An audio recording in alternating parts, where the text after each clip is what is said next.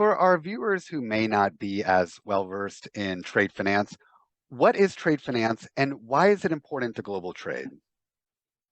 So trade finance, there's a couple components of it. So um, one is the ability, if you're a buyer or seller, you may not have enough money at one time in your bank account to buy your raw materials. So you need to borrow it from a bank as a manufacturer. As a buyer, you want to buy more. It's easier to borrow money from the bank than wait till you get paid and from your, if you're selling in a store and you have to wait till the end of the month to go buy more inventory, that's not great. It's better to borrow from the bank and buy more inventory and sell more. So that's one side, the finance side of it. The other side is actually the trust side. International trade, you have players that don't know each other. And so something like a letter of credit, which is a very base product of trade finance, is where you have a trust deficit between buyer and seller. Buyer wants to buy something from someone who's not 100% sure they're going to ship it. So they say, I don't want to pay for it unless I'm sure they're shipping what I want. And the seller says, if I put it on a boat and it's going to the buyer, what happens if I don't get paid? So they use their banks as intermediaries. So both sides use their banks, and there's a format. It's under a UCP, so there's a global standard where a buyer says, this is the terms and agreement that I want to, if the goods come in this way, I will promise to pay for them. And in fact, I don't promise, my bank promises to pay for me. So the seller says, I'm willing to let go of those goods because my bank will go claim from his bank. And so therefore it manages that trust deficit. And so something like a letter of credit manages the opportunity for financing for buyer and seller, but also manage that trust deficit when you're shipping across the world. Now, this often happens with either emerging markets or with large dollar transactions. Two large companies may work with each other, they may trust each other, but if it's 10 or $20 million, it's better to have some paperwork behind it, not just a handshake. And they may want to finance that $20 million for a few weeks. So that's when trade finance and letters of credit come in. Despite the technological advancements in financial infrastructure to move money between people and enterprises cross-border, trade finance operations still have room for technological innovation. What are the operational challenges associated with trade finance that impact global trade, speed, and cost? And how is technology like blockchain or distributed ledgers a potential solution to improve trade finance and the movement of goods around the world?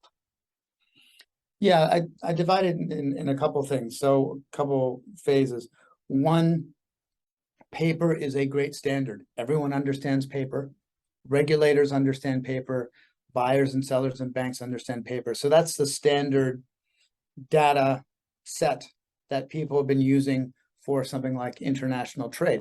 It works fine. It's worked fine for hundreds of years. Digitization of trade is where, why are we sending pieces of paper when we could either send structured data from an ERP system or PDF a document and scan it and send it. And if it could be received instantaneously or within minutes rather than a week from a DHL envelope, then what are we doing still sending paper? And so you're absolutely right. Trade has a longer journey. Payments have moved fairly quickly, but trade, because there's a lot of documentation that needs to be, it could be customs certificates, it could be inspection certificates, it could be FIDO certificates and medical certificate. All these different pieces of paper come from different sources. And so the easiest way is to put them in a stack of paper 50, 60 pages big, and then mail it to the next to the next user. Digitalization is an opportunity to make that much quicker. I sit here in Singapore, I can look out of my balcony and see Indonesia.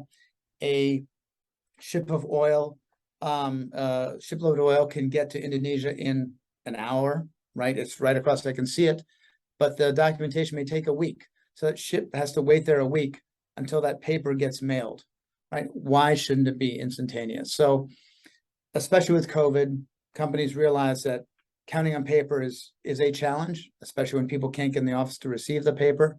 Now, looking at blockchain or DLT is an opportunity to manage data and this data that's moving from country to country in a way that allows the world has changed, the geopolitical world has changed. Data privacy, data residency is becoming more and more important to many countries. So a centralized data system where, for instance, SWIFT is the global payment system, it's based in Brussels. I don't think it started 50 years ago in the 70s, right? I don't think now any country would say, whether the US or China or India or many other countries would say, oh, we're going to have all our centralized data in one centralized database in one country. In the EU. EU might be okay, but the rest of the countries might have a challenge. So using DLT, and that's not specifically blockchain, but DLT, as we do in R3 Corda, is an opportunity to manage databases to fulfill the data residency requirements in every country. So on our system, we're a SaaS model. Most customers allow us to host their data in Microsoft Azure in multiple locations. But if a company or a bank has to host the data behind their firewalls, we have that optionality, and DLT offers us that optionality so we can be a global system. We're now operational we have 18 banks and operational in 51 countries, and that's because DLT allows the regulators to approve the management of data on a system like ours. And let's talk about how Contour is solving these legacy trade finance issues, or specifically with letters of credit and distributed ledger technology. What is Contour's value proposition to importers, exporters, and banks? Yeah, so right now there's in a letter of credit, you have two corporates and two banks. So buyer, seller, buyer's bank, seller's bank. They're all moving data in different ways. So a buyer and seller are talking by email, phone, WhatsApp, whatever it is. The buyer and seller and their banks may be using paper.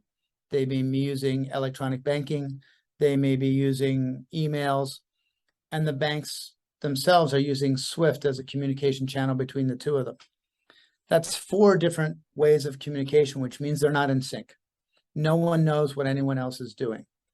So what Contour we've done, we've built on DLT a workflow and an opportunity for corporates and banks to be members on the ecosystem to exchange data. And because they're all in one system, everyone can see what's happening all the time.